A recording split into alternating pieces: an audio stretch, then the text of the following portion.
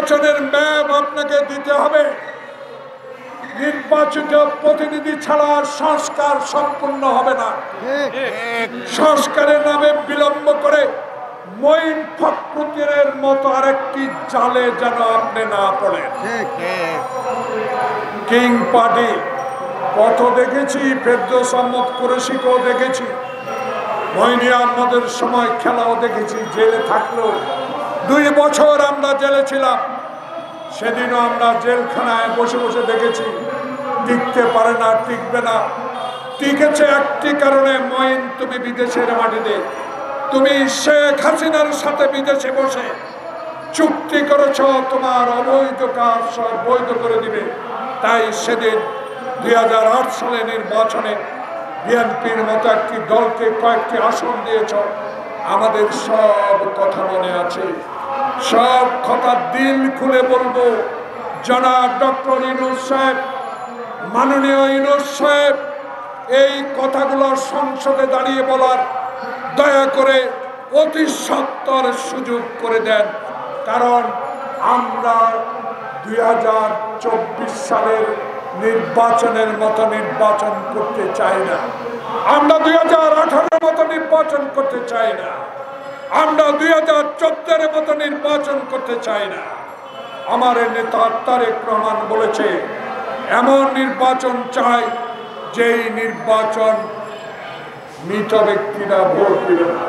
এমন নির্বাচন চাই যেই নির্বাচন দিনে হবে, রাতে নয়।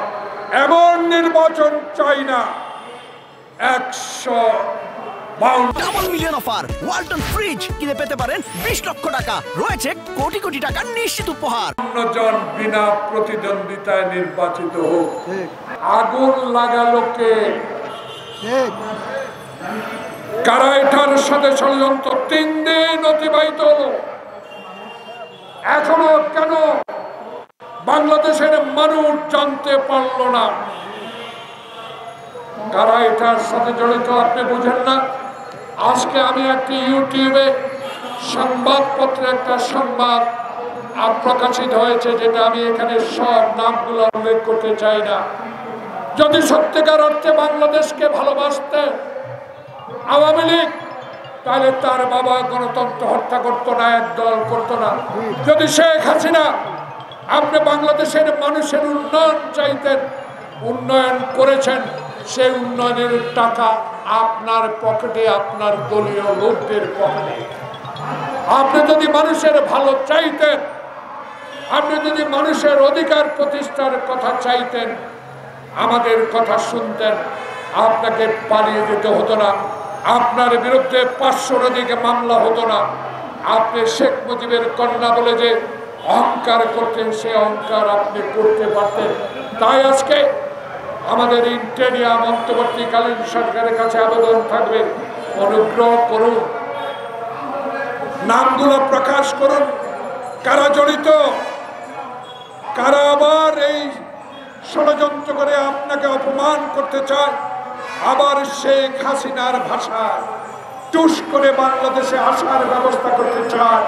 তাদেরকে অনতি বিলম্বে সচিবালয় থেকে বাইর করে আইনের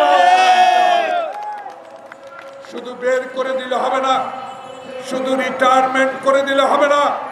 বাংলাদেশের মানুষের অধিকার নিয়ে যারা চিনিমিনি খেলেছে, যারা আমার মাকে বিনা কারণে জেলে দিয়েছে, যারা তারেক রহমানকে পঙ্গু করে দিয়েছে, যারা 1,60,000 মামলা দায়ের করেছে, যারা আয়না ঘরে নিয়ে দিনের পর দিন অত্যাচার করেছে, যে হারুন বিপ্লব বাংলাদেশের গণতান্ত্রিক আন্দোলনের মানুষদেরকে বিনা কারণে গ্রেপ্তার করে টর্চার সেলে নিয়ে অত্যাচার করেছে, এখনো কেন তারা গ্রেপ্তারের আওতায় আসে না?